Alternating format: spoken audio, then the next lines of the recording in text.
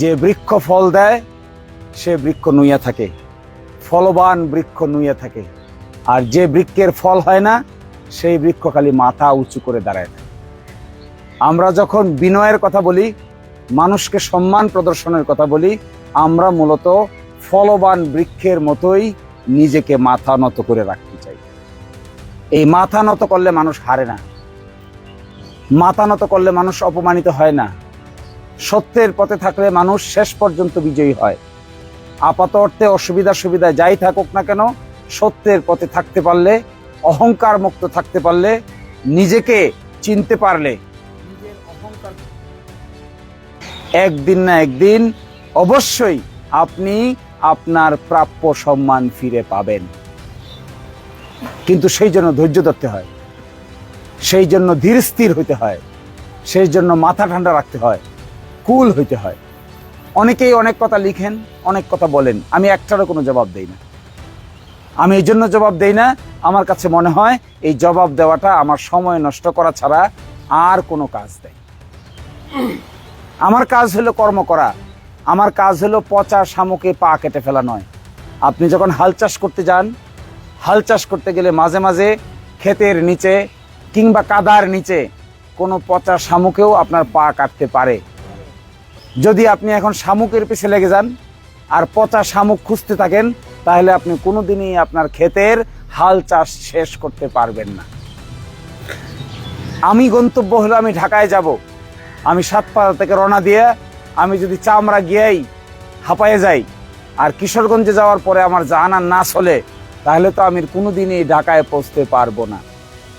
আর ঢাকায় পৌঁছার জন্য যদি কিশোরগঞ্জে আমাকে একদিন থাকতে হয় আমি থাকবো, করিমগঞ্জে একদিন ঘুমাইতে হয় ঘুমাবো, নরসিংদী থেকে একদিন থাকতে হয় থাকবো, কিন্তু আমি শেষ পর্যন্ত কষ্ট করে হোক, পরিশ্রম করে হোক, আমি ঢাকায় পৌঁছতে হবে। এটাই হলো আমাদের মূল লক্ষ্য।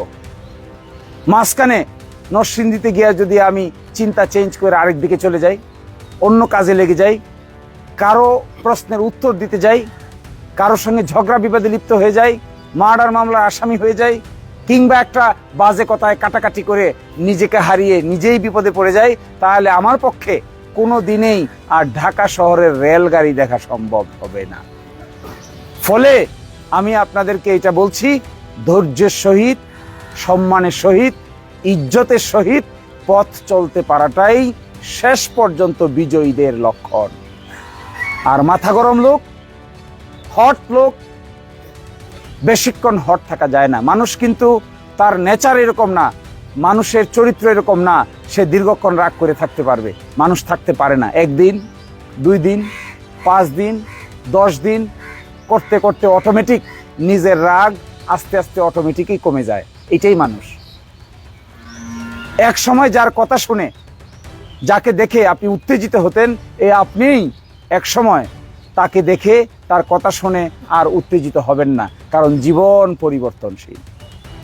আমার অল্প বয়সে যে জিনিস আমি আপনি করতে পারতাম, 70 বছর 80 বছর বয়সে সেটা নিজের ইচ্ছা থাকলেও আর করতে পারি না, কারণ শরীর আর চলে না। মানুষ পরিবর্তন হয়ে যায়, চিন্তার পরিবর্তন হয়ে যায়, বয়সের পরিবর্তন হয়ে যায়, যোগ্যতার পরিবর্তন হয়ে যায়, পরিবেশের পরিবর্তন হয়ে যায়। এসব কিছু পরিবর্তন হয়ে আমি আপনাদের কাছে যে কথা বলছি, আমি অত্যন্ত ধীরে স্থিরে, ধৈর্যের সহ্যের সাথে মানুষের জীবন পরিচালনা করার পক্ষের লোক।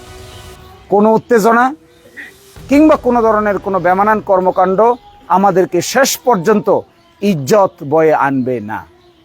বিজয়ী সেই হবে, সম্মান সেই পাবে, ইজ্জত সেই পাবে যে নাকি সবকিছু মোকাবেলা করে ধৈর্যের সহিত শেষ পর্যন্ত টিকে থাকতে পারবে। আমাদের কাজ হলো এই ধৈর্য বাড়ানো, কারো কথায় কান না দেওয়া। অযথা আমি দেখি আমাদের এলাকায় ইদানিং শুরু হয়েছে, একজন আরেকজনের নামে ফেসবুকে নানান ধরনের লেখালেখি করে।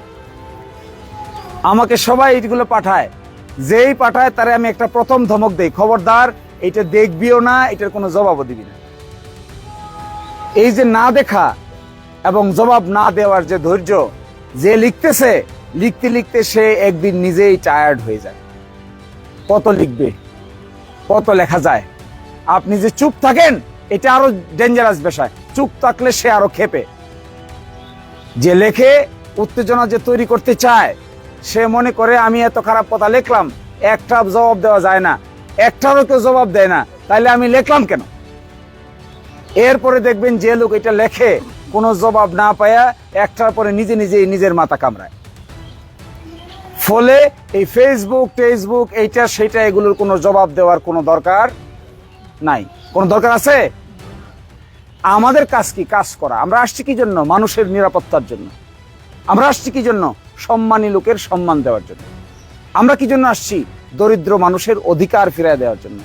আমরা কি জন্য আসছি? মসজিদের ইমাম সাহেবকে সম্মান দেওয়ার জন্য, স্কুলের শিক্ষককে সম্মান দেওয়ার জন্য, মন্দিরের পুরোহিতকে সম্মান দেওয়ার জন্য, আমাদের অসুবিধা দূর করার জন্য, নিরাপত্তা নিশ্চিত করার জন্য। তা যদি করতে না পারি, তাহলে শুধুমাত্র গালাগালি আর বকাবকি করে আমরা কি আমাদের শেষ জয়ের পথে অগ্রসর হইতে পারবো? না। তাহলে বুদ্ধিমান কে হবে? বুদ্ধিমান সে হবে যে কচ্ছপের গতিতে হেঁটে হেঁটে শেষ পর্যন্ত চলে যায় গন্তব্যে। আর বোকা সে হবে যে খরগোশের গতিতে, বিদ্যুতের পরিমাণ গতিতে দৌড় দেয়া, মাঝখানে গিয়ে ঠ্যাং ভেঙে পড়ে মরে। এ হবে আসলেই বোকা। আর বুদ্ধিমান হবে কচ্ছপের গতিতে। কচ্ছপের গতিতে চলতে চলতে শেষ পর্যন্ত আমরা আমাদের গন্তব্যে পৌঁছতে চাই। গন্তব্যটা কি? গন্তব্য হলো মানুষের উপকার। আমাদের গন্তব্য কি? আমাদের গন্তব্য হলো মানুষের মঙ্গল। আমাদের গন্তব্য কি? দুঃখী মানুষের মনে হাসি ফোটানো। আমাদের গন্তব্য কি?